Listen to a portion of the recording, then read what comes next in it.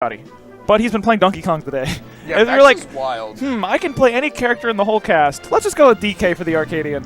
And here he is in top 8. He's really good at this map. Well, I don't know if this one, but Falco, Marth DK, he was really good at it. He beat Dimension and Greasy with DK. Yes. He knew the punishes. A big thing is the donkey punch when he's able to charge it up at a very low percent. Just the cargo throw into donkey punch will kill quite early. You're in top 8? Good shit. Yeah, do it. Let's do Falco, Donkey Kong. The matchup we all wanted to see. Thank you, the Asian noob. The matchup of people whose hair sticks up a little bit. Just a little bit. Also, very fun for Falco because you can combo the heck out of DK. Oh my god, tell me about it. You can dis. Are you playing Falco or Fox now? You're playing Falco, right? I'm still playing Falco in singles. Okay, I thought so. Like all Falco in singles. I play Fox for doubles occasionally. You know, look how, like, he doesn't go that high and he's a big target. Mm-hmm. Wow, what an up B. Daring his shield is not really something you want to do because, like, DK's, I feel like the one or two, like, he has a couple of things in the matchup, like having a really good punish game, being able to space well with back air, you know, typical DK stuff. And typical Falco weaknesses that can be taken advantage of. Yep. Not a very long recovery, so edge guarding can be a good tool. Vex wins the 50-50 that time, and it converts into a stock. Mm-hmm. Okay, on the other side, a lot of players I've talked to say that Donkey Kong most closely resembles the top tier or high tier Falcon. In the fact that... Stick with me here. No, Stick with me. yeah. Talking mostly to Panayiotis, the king of the jungle. Yeah. In the way that you can stuff him. You get close, his moves take a little too long to get out. He's powerful. He has like the back airs and the stomps that he can kind of run around with in neutral. Some good spacing tools, but and he's super powerful. super strong. Yeah. His punch is kind of like a knee that you have to charge up. That Nair was so cool. Speaking of DK's donkey punch, yeah, he tries. Vex is really good at converting into that from what I've seen of his DK. Yeah, his conversion rate's very high for Donkey Kong, which is important because you're not going to get that many conversions, especially against someone like R&R who plays like that sort of control style Falco. Mm-hmm. That's the exact kind of Falco that I would say is good against DK. Yes. From experience. So many DKs back in the day. But anyways, there actually used to be so many, but they're all dead. But not Vex. Wow. I like how he... Oh, I love this. He threw him back. He ran back towards the center of the stage because he didn't want R&R to have the option of DIing off stage and avoiding a follow-up. That's pretty cool. DK's the only character who can really do that. Good DKs always do that. I've seen NJ's Finest. I've seen Green Ranger do it. I'm glad to know that Vex knows a lot of the DK tricks as well. All right. Now he's just going to go. Oh, what? He is trying to end the set early! Yeah, right. DKs really love just using their cargo throw to just like murder you off the side. Like they'll throw themselves down with you. Yeah, that's really funny. I really like it. I hope this happens. But I'd also like to see from R&R just that was nice. So from what I've seen from Vex so far, yeah, he kind of figured out that you shouldn't like just run up on his shield. But he just did it there. At least he did it with a saber move instead of dare. He was He started off the set by daring his shield, and it was just that's not how you want to start it. And he's not just doing it right away. Like sometimes there's a little stutter, a little timing mix up, which is very important against Falco, whose moves are just superior to yours most of the time. Big back air. Oh yes, he did the up B. Yep. So the up B, the startup hitbox right behind him, quite strong. So he uses the back air and immediately cancels it into the up B after it's done. It's really good. Yeah, it can be jarring playing a Donkey Kong and losing the first set in the first game. Yeah. Because, like, not only do you not fully know the matchup, like, even though in theory you know the matchup, right? Like, you know I have to stuff the guy. What is he going to do versus odds are this DK knows more about you than him in terms of, like, what he needs to do to win. Like, DK needs to know what he has to do to win this matchup to win. He needs a mission. He needs a mission. He can't just win neutral. He has to do a particular mission to beat you. Because if he just, like, gets one hit, that's not going to be enough for him to win. Like, you don't even you should know the matchup with Falco, but, like, honestly, as long as you're not, like, going crazy on a shield, you should be fine. It's a very simple matchup. But even as far as wacky matchups go, DK is one of the scariest ones because he can kill you so easily. He's yeah. so strong. So he has an Ices element, so some people fear him the same way a lot of people generally fear Ices, and because of just his insane punish game. So it's like there's like weird characters. Like you could lose to a Mario, but it's not going to be. It's not quite as scary. Like it's not as jarring. You lose the first game. You lose the first game to a DK. You're like, I could die in one hit, and I don't know what that hit is. Grabs him. Is he going to run up the stage? I thought he was. Probably not enough time. I enjoyed that he's using like the cargo grab F throw there. Yeah. It's pretty good. Because like on Falco, you just like toss him out there. If he side Bs, you back air him. My favorite throw with DK, I think, is actually his back throw. He just like get out of here. You ever I don't know. Oh, his back throw is so strong. I don't know if it's a really good kill throw. I don't know if you ever played Injustice, but if you play I played some Injustice. If you play the first Injustice, you know when Bane wins, he grabs like the enemy and he just throws him backwards off. That's exactly what it looks exactly like. It's so good. It's really funny. DK has an excellent grab game, I mean. And look, R&R, who's actually like usually has a supreme punish game, has not been able to finish off stocks that quickly against Vex. He does have the strong position, able to continue with the back airs. Fully edge guard this though. He's struggled with a lot of the edge guarding. DK has a lot of, like he's able to fade back really easily on his up B. That throws people off really often. Kind of similar to Falcon, speaking of Falcon. Yes. But a little, I would say better than Falcon's. Just because of the continuing, like, multiple hitboxes of up B. Like, it throws people off. Also, that sweet spot there is really good that he just did. Yeah, so you kind of like hover, really easy to get. Kind of hover by the ledge so they don't want to refresh their invincibility. And then eventually they get up, and that's when you can fade to it. That's what we've seen from Vex. Of course, like, if you hit him far enough away, that's just not a possibility. Yeah. Yeah, eventually he'll just be far enough that you can just hold ledge and just be careful to not get hit by the last hits of DK's up B, and then you just edge hog.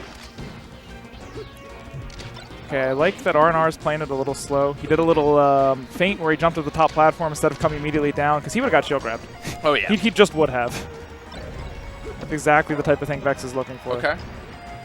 That was a pretty good conversion for a second, but he missed tech chase at the follow-up. Yeah. But yeah, that's the kind of thing you want to do against DK. Okay. Okay, soft back air. DK gets the other ledge. Over 100, DK way less scary from the ledge, right? Oh, without a doubt. Because DK... His get-up attack off the ledge below 100 is actually really good. The best along with Bowser, right? Yeah, I would say it's up. It's definitely up there. Got to be right there. See, look at that one. Not nearly as good. Not nearly, yes. Even if it was fast, not nearly as good. Ooh. Couple he up actually airs. hit him with an up air out of that. That's wild. And the up And a great up B. Very disjointed. If you don't know that hitbox, look it up. It's crazy. Yeah, it really is. Up B is nuts. It starts super fast. Up tilt. Okay. I mean, that makes sense. He's at such a high percent. That's a great move to stuff somebody like a Falcon or a DK. So. And then it also kills. There you go. Yep. It combos and then it like immediately goes to killing right when it needs to. Yep.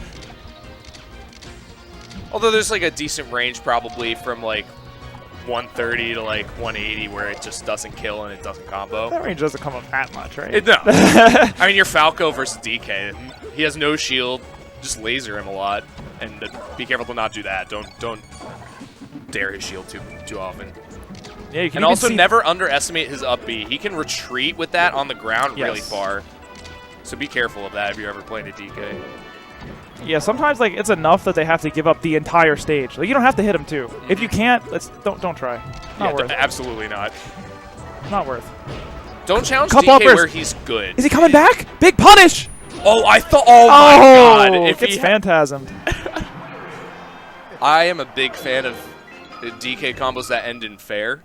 I think his fair is hilarious because it's a horrible move. First of all, the coolest finisher for him. It's the coolest finisher.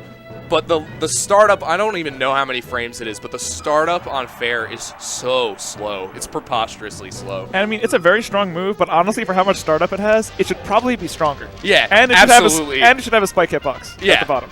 Like an easy one. Yeah. It has, it's only a meteor smash, too. It's not even a spike. If that was a spike, I would love that. But it's only a meteor smash. DK has 3 meteor smashes, but no spikes. Side B counts as a meteor smash, too. And then down air. Yeah.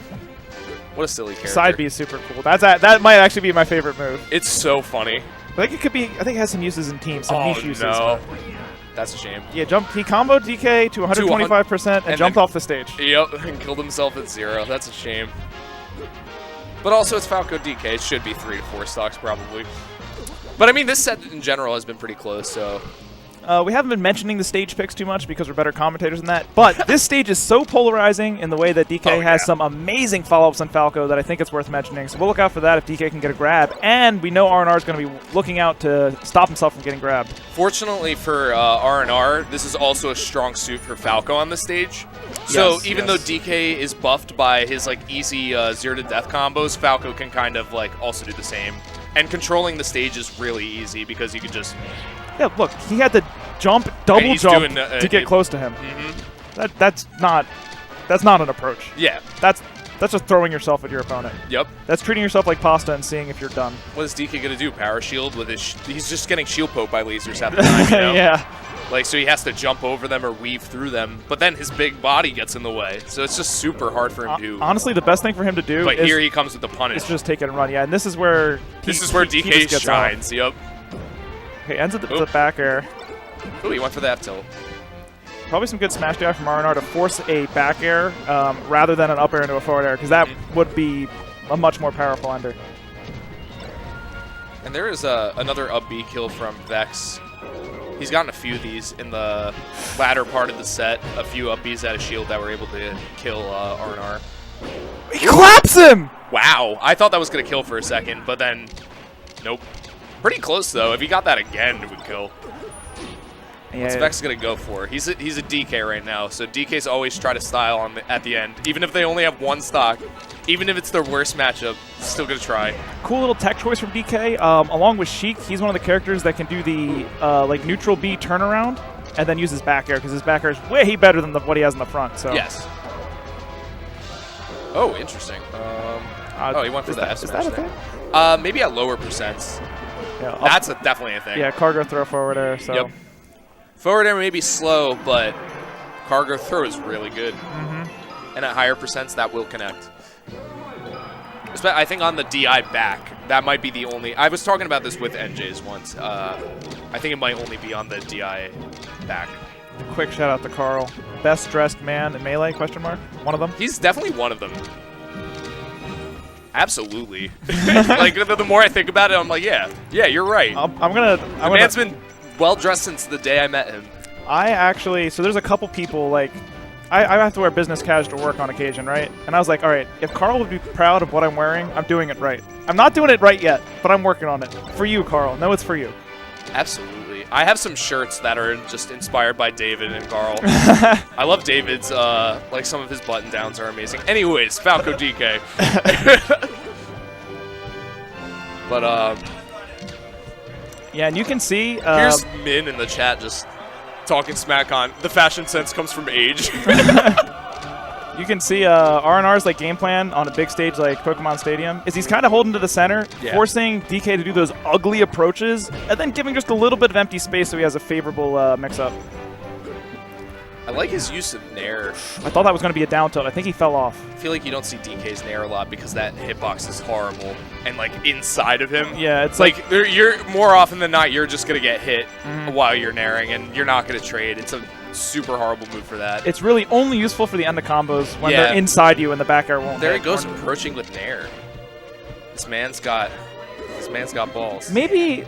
Well, I want to look at the hitbox again, because maybe it pulls you up a little bit, and you can get over a laser, perhaps, like a really low one. Because you're right, he is kind of like... He sort of tucks his feet up just a little. I didn't really... Maybe they go into the Z-axis? I'm not sure.